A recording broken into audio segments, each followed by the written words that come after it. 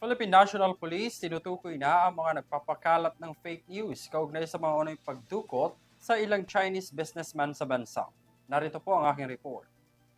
Mas pinaigting pa ngayon ng Philippine National Police ang investigasyon kaugnay ng di umano'y fake news tungkol sa pagkidnap ng ilang high-profile na Chinese businessmen. Sa tulong ng binuong Joint Anti-Fake News Action Committee or JAFNAC, iniimbestigahan na ang insidente para matukoy at mapanagot ang mga nasa likod ng malisyosong balita. Itinatag ang JAFNAC para matiyak ang mas mabilis na koordinasyon, monitoring at response para labanan ng fake news sa lahat ng platforms. Binigyang diin ni PNP Chief General Romel Francisco Marbil na ang pagpapakalat ng ganitong impormasyon ay hindi lamang nagpapalaganap ng takot at kalituhan, kundi maaaring magdulot din ng mas malaking epekto sa seguridad at kaayusan ng publiko.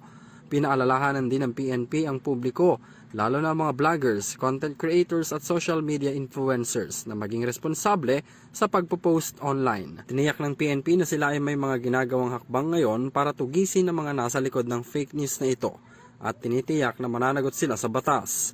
Para sa Euro TV News, ako si Henry V. Nicolas, sumasaludo sa bawat Pilipino.